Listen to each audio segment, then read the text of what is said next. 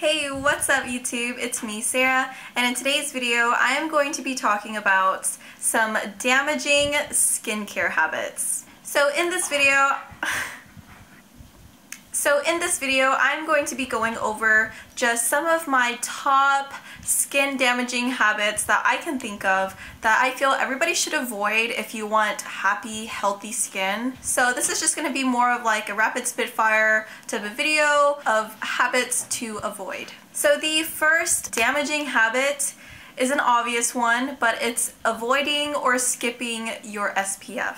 SPF in your makeup is not enough. It may provide some coverage, it may provide some protection from the sun, but it is not adequate enough compared to if you were to use a separate SPF that is strictly sunscreen, and then if you were to put makeup on top of it. That is a more secure way of protecting your skin from those UV rays. Tying into that is if you're not using enough SPF.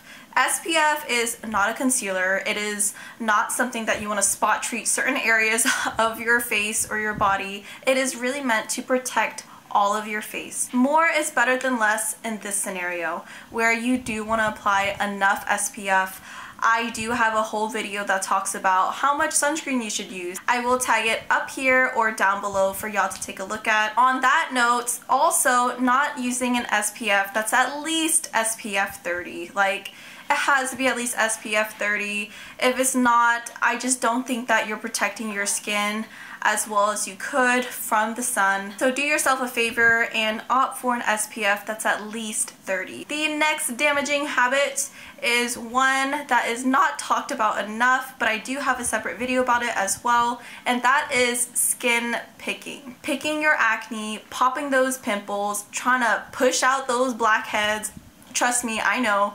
That is all gonna damage your skin so much worse than if you would just leave it alone and try to treat it using products rather than your bare hands. Sometimes it's like a nervous habit, sometimes it's anxiety, you know, there are different things that could be causing you to pick your skin, which I do understand, but for the most part, if you can really control how often you're picking your skin, I do advise you to avoid it altogether.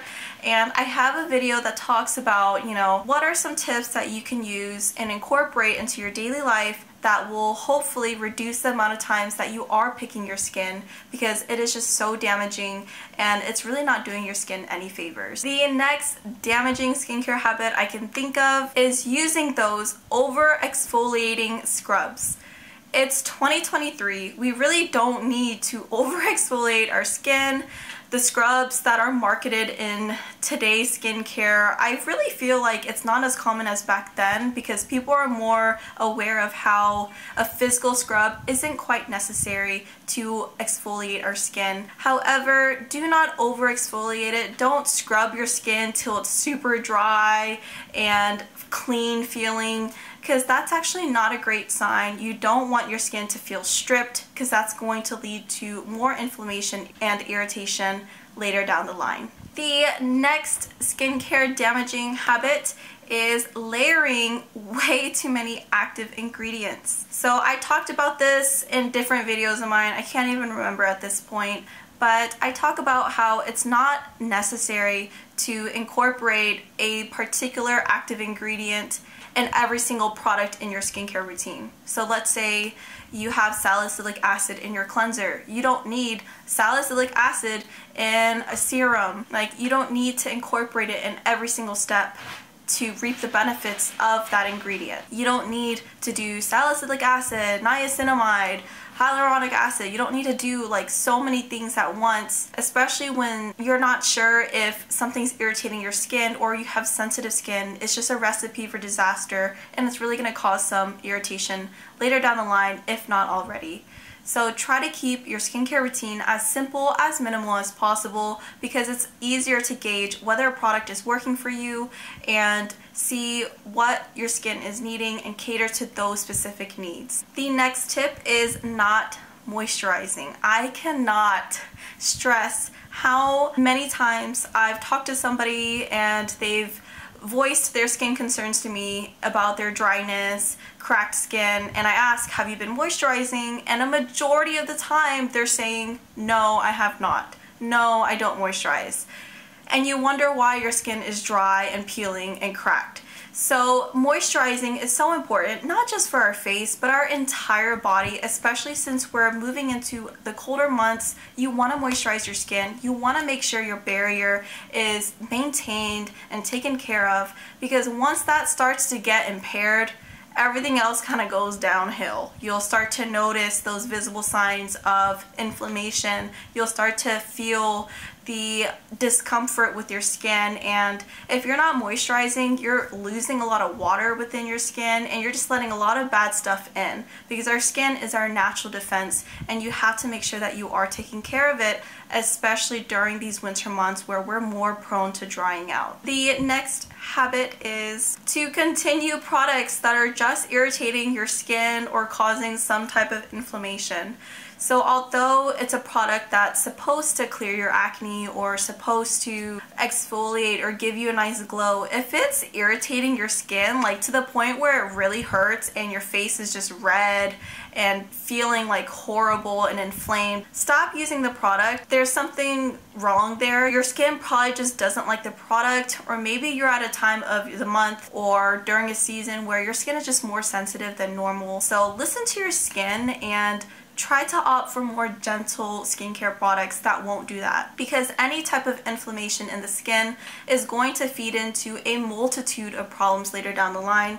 So first and foremost, you would want to address that inflammation, calm down your skin, let it breathe, let it take a break from any kind of active, harsh ingredients. Then you can tackle more concerns later. But first, you want to make sure that your skin is not inflamed or irritated. And last but not least, a very common damaging skincare habit that I hear about a lot is not cleansing your face at night. You do not want to skip the night cleansing.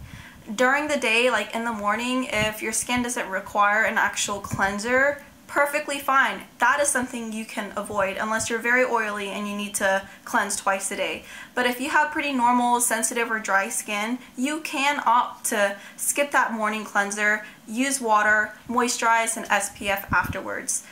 But the one cleanse that you for sure do not want to skip out on, regardless of your skin type, is that night cleanser.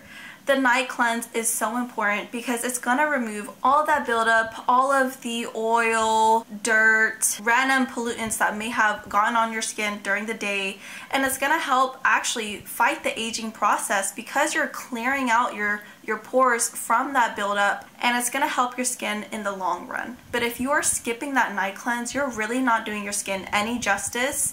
And when we sleep, that is like prime time for recovery. So our skin is not something that you want to skip out on when it comes to recovery. You want to make sure your skin is cleansed and ready to just rejuvenate as you sleep, because that is the best time for it to kind of relax and let those products sit for a longer period of time. If you try to apply skincare products without cleansing, they're not going to do that great of a job because there's all this other gunk in your pores, and those products aren't going to penetrate as deeply into your skin because of that. There are different environmental stressors. There's pollution like everywhere. So at the end of the day, when you are ready to go to bed, do yourself a favor. Cleanse your skin, make sure it's clean, moisturize. You'll start to see much better results with your skin just by incorporating that simple step. And that's pretty much it. I hope that y'all enjoyed this video. I hope that it was informative and give some insight into how we can improve our skincare routine,